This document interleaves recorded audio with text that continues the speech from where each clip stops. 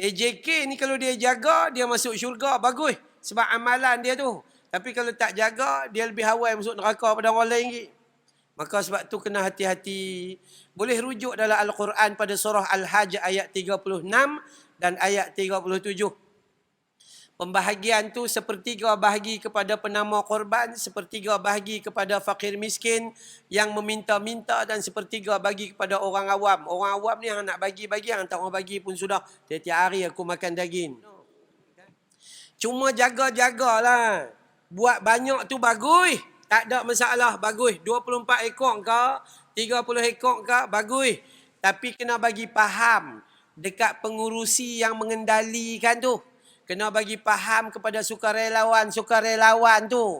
Jangan esok dia buat korban, uruskan korban, dia yang terkorban. Jangan takut yang tu ya. Udahlah, t-shirt dapat percuma. Kan ya, t-shirt dapat percuma tu tak apa. Ni tiba-tiba AJK yang sukarelawan orang lain dapat satu bungkus, dia dapat satu bungkus, tambah lagi satu bungkus, upah. Haram terus. Penyembelih ibadah korban mai dapat 3 bungkus. Haram terus. Sebab tu bahaya. AJK ni kalau dia jaga, dia masuk syurga, bagus. Sebab amalan dia tu. Tapi kalau tak jaga, dia lebih awal masuk neraka pada orang lain lagi. Maka sebab tu kena hati-hati. Boleh rujuk dalam Al-Quran pada surah Al-Hajj ayat 36 dan ayat 37. Pembahagian tu sepertiga bahagi kepada penama korban, sepertiga bahagi kepada fakir miskin yang meminta-minta dan sepertiga bagi kepada orang awam. Orang awam ni yang nak bagi-bagi, yang tak mau bagi pun sudah. Tiap-tiap hari aku makan daging. Kan? Yang jadi masalah ni tak. Masalah dia kumpul, satu buat bungkus sekilo. Semua dapat sama. Habis salah tak? Semua dapat sama. Pengurusi pakai Mercedes C250. Dapat sekilo. Tok Siak. Bukan pengurusi. Pakai kenari tu. Tok Siak pakai kenari tadi. Kenari pun umur 21 tahun dah macam dia. Pencen dah. Pun dapat sekilo. Tak ada. Mai orang miskin pun bagi kupon dapat sekilo juga. Habis. Pembahagian tu tak bertepatan mengikut Quran dan hadis Nabi SAW. Sepatutnya yang dapat banyak siapa? Fakir miskin lah. Saya selalu bagi gambaran mudah untuk kita faham. Contohlah kita jangan cerita 24 ekor lah. Kita cerita kita sekok kampung kita kecil ya ada 20 buah rumah. Kan? Kampung kita ada 20 buah rumah.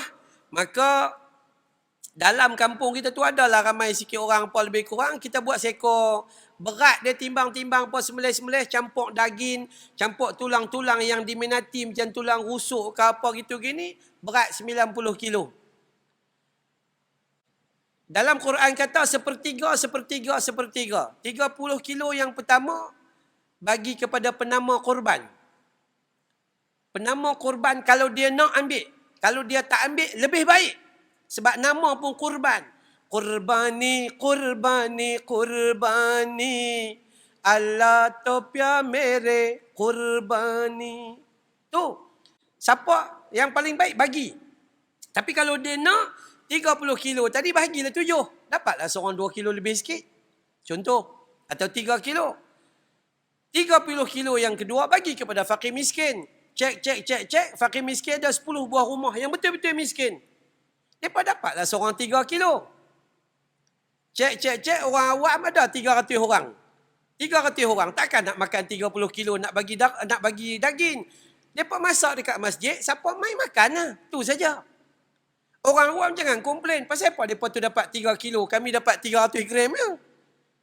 Bolehlah kalau hang nak 3 kilo. Hang tukar jadi orang miskin lah. Tu saja. Tapi bila mana pemberian tidak bersandarkan kepada kehendak Allah dan Rasul. Maka tu jadinya. Akhirnya korban tidak mendatangkan kasih sayang.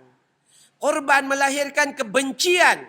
Orang miskin terhadap orang-orang masjid. Kerana mereka tidak adil. Tidak memberi dengan kadar yang betul. Sombong pula tu. Siapa mai ambil, tak mai sudah. Tak, dengar orang miskin tak boleh sombong macam tu. Start motor pi hantar rumah dia. Pi ketuk rumah dia pak. Itulah cara yang Nabi ajak kepada kita memulakan kebaikan. Tu seronok kita tuan-tuan.